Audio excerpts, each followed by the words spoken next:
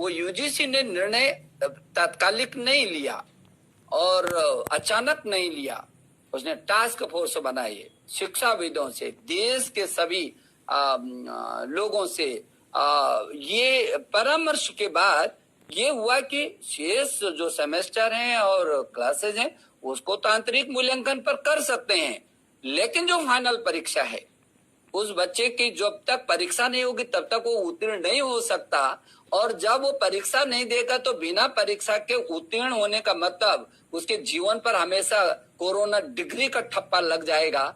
इस तरीके से वो अभी तो कुछ महसूस नहीं कर रहा है, लेकिन बाद में जब भी कहीं वो नौकरी के लिए जाएगा, किसी संस्थान में जाएगा, तो वो अलग से चिन्हित तो उसको सबसे पहले कहेंगे कोरोना काल का तो नहीं है जो बिना परीक्षा के। ये उसके जीवन के लिए, उसके भविष्य के लिए ये जरूरी है कि फाइनल परीक्षाएं हो। ऐसा यूजीसी ने ये निर्णय लिया और पूरे देश के अधिकांश, बल्कि 90% सभी कुलपतियों ने उसका बहुत स्वागत किया, शिक्षाविदों ने स्वागत किया। स्वाभाविक भी है, कौन आदमी होगा, कौन अभिभावक होगा जो ये कहेगा कि नहीं नहीं कोई डिग्री नहीं है और आप ऐसे ही पास करा दीजिए। ऐसा संभव नहीं है, थोड़ा विलंब तो हो सकता है, समझ में आता है।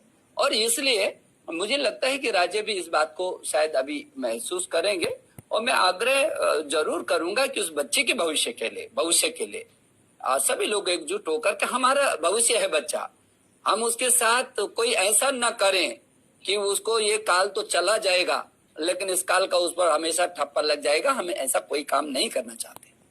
हम और आप दोनों निशद जी कला विषयों से पढ़कर पास हुए।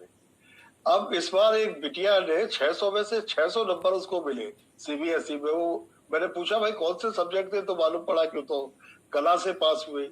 तो इस तरह के जो एक अकल्पनीय से नंबर बच्चे जब दिखाएंगे आज से 10 साल बाद किसी इंटरव्यू में, तो आपको लगता है कि एक दूसरा इफेक्ट भी आने वाला है? देखिए, कई बार परिस्थितियां होती हैं और जो हमारा पैटर्न है परीक्षा का उसमें पूरे के पूरे नंबर भी बच्चों के आते हैं। कुछ बच्चे बहुत होशियार भी होते हैं और अच्छे भी होते हैं। और इस समय की जो परिस्थितियां रही हैं, जो पीछे के जो उसके आंतरिक मूल्यांकन के हिसाब से जो नंबर मिले हैं, लेकिन हमारे सीबीएसई बोर्ड में यदि हमारे आप केंद्रीय विद्यालयों को देखेंगे, यदि आप नवोदय विद्यालयों को देखेंगे तो बहुत अच्छा रिजल्ट रहता है उनका। और इसमें किसी को कोई शंका होनी नहीं चाहिए। हमारे बच्चे में बहुत प्रतिभा है, हमारे बच्चे 100 में से 100 नंबर ला सकते हैं, उसमें कोई कला के विषयों में। और जी बच्चे कला के विषय थे, सीबीएसई के रिजल्ट की बात मैं कर रहा हूँ। आप लोगों ने शायद कुछ मार्किंग का सिस्टम भी बदला है औसत के आधार पर या किसी उस तरह से? नहीं, अभी तो जो मैंने आपको कहा है, देखिए क्या है कि जो कला के विषय जो आप कहना चाहते हैं कि पहले एक प्रश्न आता था, 4-4, 5-5, 6-6 पेज लिखते थे और तब जो है उसमें गुंजाइश रहती थी कि कहाँ कट फट हो सकती है। लेकिन अब जो पैटर्न बदला है, अब तो पैटर्न ऐसा बदला है कि आप काट भी नहीं सकते। तो इसलिए कला के बच्चे भी लाते हैं, 100% नंबर लाते हैं। और आगे जो नई शिक्षा नीति में किस तरीके से उसको हम लोग ला रहे हैं, कुछ नए मूल्यांकन भी उस दिशा में कर रहे हैं ताकि बच्चे को केवल वही नहीं बल्कि विस्तार में भी वो कैसे जा सकता है, ये हम लोग कोशिश कर रहे हैं। हमारे समय में ऐसा सिस्टम होता तो बड़ा आनंद आता। तब तो हिस्ट्री सुन के ही लोग 40-50 नंबर दे दिया करते थे, इससे अधिक देते नहीं थे। ये जो राज्यों का द्वैत जो सामने आया, आप लोग कोशिश कर रहे हैं, इससे खतरा ये पैदा हो गया कहीं इम्तिहान हो रहे हैं, कहीं एडमिशन हो रहे हैं, तो कहीं ऐसा तो नहीं कि अगर सितंबर अक्टूबर तक कोरोना चला तो सेशन कई जगह शून्य करने पड़ जाए? नहीं, ऐसा भी नहीं है। देखिए, हमारे देश की जो भौगोलिक स्थिति देखेंगे तो आप पूर्वोत्तर राज्यों मणिपुर, मिजोरम, त्रिपुरा, नागालैंड, अरुणाचल, हिमाचल, उत्तराखंड, जम्मू कश्मीर, ये विषम परिस्थिति वाली है। हर राज्य देश को यदि देखेंगे उत्तर से पूर्व, पश्चिम से दक्षिण, तो ऐसा लगेगा आपको कि ये तो कितना विशाल देश है। तो हर प्रदेश की अपनी अपनी परिस्थिति के अनुसार परीक्षाएं होती हैं, अपनी परिस्थिति के अनुसार वो छुट्टियां करते हैं। अपनी परिस्थितियों के अनुसार वो प्रवेश करते हैं। तो ये तो भिन्नता हमेशा रहती है, कोई नई बात नहीं है। अभी भी वो उस भिन्नता में रहेंगे। लेकिन बहुत सारे, अभी मैं इस विश्वविद्यालयों की समीक्षा कर रहा था देश भर के, तो बहुत सारे विश्वविद्यालयों ने तो परीक्षा करा चुके हैं। कई प्रदेशों की लगभग परीक्षाएं हो चुकी हैं। तो इसमें कोई भिन्नता नहीं आएगी, उससे कोई बहुत बड़ा असर नहीं पड़ेगा। हाँ, यूजीसी की जो गाइडलाइन है, जिसको आपने पहले कहा, वो यूजीसी की गाइडलाइन बहुत जरूरी है कि उनका पालन करे, क्योंकि राज्य से आकर के फिर उसने राष्ट्रीय स्तर पर जा, वो यूजीसी ही लाता है। तो यूजीसी की गाइडलाइन को उस एक्ट के तहत राज्यों को उसका समर्थन करना होता है, उसका पालन भी करना होता है।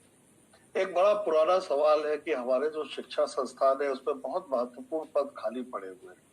इलाहाबाद विश्वविद्यालय में जैसे वीसी नहीं है, तमाम जगहों पर वीसी नहीं है, और इस समय जब सर्वाधिक आवश्यकता है कि सर्वोच्च पदों पर लोग रहें ताकि कार्य व्यापार संचालित हो सके, इस पर कोई योजना है कि जल्दी से जल्दी इन वैकेंसीज को फिल किया जाए? नहीं, हमारी तो जो पहले 100 दिन का आप हमारा टारगेट देखेंगे तो आपको लगेगा कि हमने पहले 100 दिन में शीर्ष प्राथमिकता प्रधानमंत्री जी के निर्देश पर जो रिक्त पद है उनको भरने की। और मैंने सभी राज्यों को भी विशेष अनुरोध किया कि जो भी उनके प्रवक्ताओं के, लेक्चरर्स के जितने भी पद खाली हैं उनको भी भरें। और मैंने केंद्रीय विश्वविद्यालय से लेकर के केंद्रीय जितने भी संस्थान है उनको भी एक मिशन मोड में हमने भरने की कोशिश की है। और इस बीच हमने बहुत सारे कुलपतियों की, ये एक प्रक्रिया है खाली होने की, इंटरव्यू की, वो करने की। लेकिन ऐसा नहीं है कि लंबे समय से पद खाली हैं। जिस इलाहाबाद विश्वविद्यालय की आपने बात की, विश्वविद्यालय के कुलपति अभी हाल में ही इस्तीफा देकर के गए हैं, उसके लिए कमेटी बनी हुई है। अब जिस कमेटी को इंटरव्यू करना था, वर्तमान में परिस्थिति ये सोचा कि 15 दिन पीछे करें, वो 15 दिन पीछे होकर के भी वो नहीं हुआ, तो फिर 1 महीना पीछे किया। लेकिन अब ऐसी स्थिति आएगी तो हम ऑनलाइन भी, हमने अभी इंटरव्यू, मैंने अभी 3 आईआईटी के जो डायरेक्टर के इंटरव्यू, जब ऐसी परिस्थिति आई कई बार पीछे किया, हमको लगा कि आईआईटी को हम खाली नहीं छोड़ सकते हैं और किसी को चार्ज दे करके नहीं रख सकते। तो अभी हमने ऑनलाइन इंटरव्यूज किए, तो हम उसको करके जल्दी से जल्दी जो अभी स्थान है उनको भी हम भर लेंगे।